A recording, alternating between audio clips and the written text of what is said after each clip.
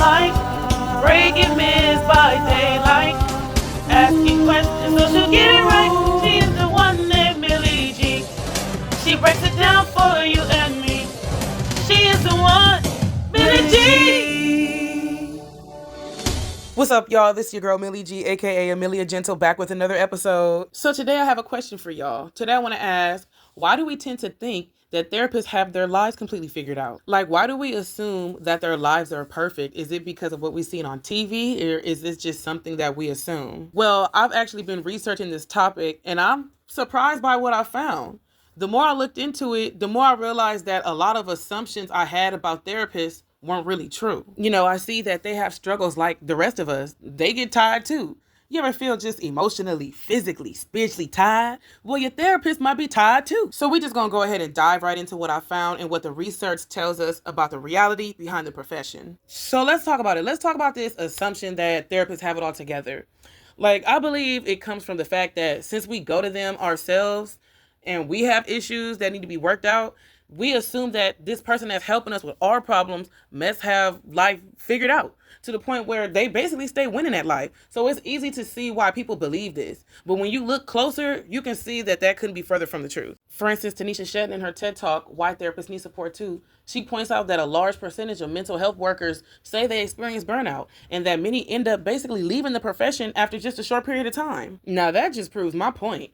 Burnout is just a fancy way of saying they is tired. Give us free. Your Honor, please instruct the defendant that he cannot disrupt these proceedings with such out. Give us free! You know, Ms. Shetton spoke about how she feels like they're drinking from an empty well and that they as therapists need support too. Think about that for a second. That means that this whole therapy thing is much more complex than we realize. And so we do see that therapists experience depression, they deal with personal issues, and they face difficult life situations just like the next person. To understand this better, let's take a look at a study published by Adams Marie in 2023. The author states, in my study of 40 therapists, more than half of them admitted to suffering depression in the course of their professional life. For some, it's a chronic condition, while 2/3 of them, depression was experienced as episodic. So, as we can see, this is pretty common among therapists. It humanizes the profession. It makes you see them as human too. With real life problems, we see that just like the average person, they have wants, needs, and they can experience negative emotions and they can experience roadblocks. I want to circle back to the TED Talk from Ms. Tanisha Shetton. She revealed that 93% of therapists experience burnout. That's a huge number. And it like literally reinforces the idea that these are real people dealing with real life problems. And that's something that needs to be acknowledged by not just regular people, but by the administration as well. Now, I'm not going to say that every therapist is out here struggling like this. Some really do love their profession. Some are living, thriving. They love what they do. They have no issue. But even with that being true, those numbers are wild. 93%, and how she said that a lot of them leave the profession after a while, that's an issue. So what are we saying? What is I'm saying to you? Come and listen at me. That's what the old people say. Listen at me.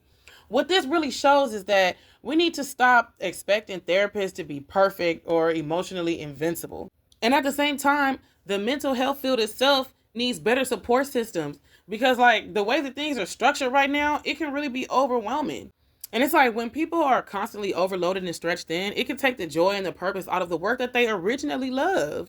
So let's get into like things that we can do to change this. You know, I think that first of all, we need to reduce the paperwork.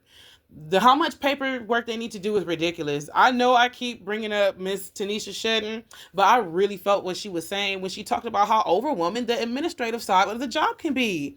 I don't know about everybody else, but baby, when I tell you I hate paperwork, even if someone is passionate about psychology and helping people and listening to people, that constant load of documentation and extra administrative tasks can really make the job way more exhausting than it needs to be. And it's like, when the workload is too heavy, it can start pushing people away from the career they actually cared about. Second, I think that mental health administration should change how they manage cases and workloads, starting with how many clients a therapist is responsible for at one time. Therapists shouldn't be like overloaded with an overwhelming a number of clients because when they are, it can affect the quality of care those clients receive.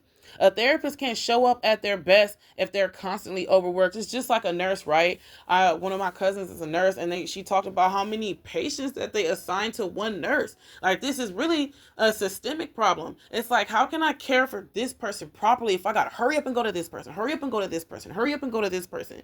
I mean, it's not fair. I mean, the whole point of the mental health field is to help people become the best version of themselves. But what happens when both the client and the therapist are stressed? Like, where they do that at? Everybody's stressed. The therapist stressed, the client stressed, and the dog stressed, everybody's stressed. Like, where does it end? Like, by making sure that therapists aren't carrying heavy caseloads, we're also making sure that they have more energy, focus, and like more capacity to actually support the people that they're working with. Another thing I feel like they could change is like workplaces should also focus on creating more supportive and comfortable environments for the therapist. Like, not to keep mentioning Miss Shedden, but during her TED Talk, she talked about how she worked at a place that was just bomb. Like, it had a kitchen, and the place was just cozy. It was comfortable. It was inviting. It could be more like a home-like office, more welcoming, where people don't feel like they're just sitting in a doctor's office, and then on top of that, give the therapist like more breaks, more paid time off. They can have longer periods of rest so they can actually recharge. Hell, leave it up to me. They should have mandatory spa days, all expenses paid by the administration. Hey, you get a spa day, you get a spa day, you get a spa day. Okay, give me the Queen Esther treatment. Get me ready for the king, or at least the next client. But in the end, what this episode really comes down to is recognizing that therapists are not emotional superheroes. They're human beings who deal with stress. They deal with burnout and real life challenges like everyone else. And the systems around them need to reflect that reality. And with that being said, I want to circle back to the counter argument. Because like I said earlier, not every therapist fits this burnout picture. Some are actually thriving in their work. But because my therapist, she stay unbothered. You feel me? Molly, you in danger, girl. My therapist stay unbothered.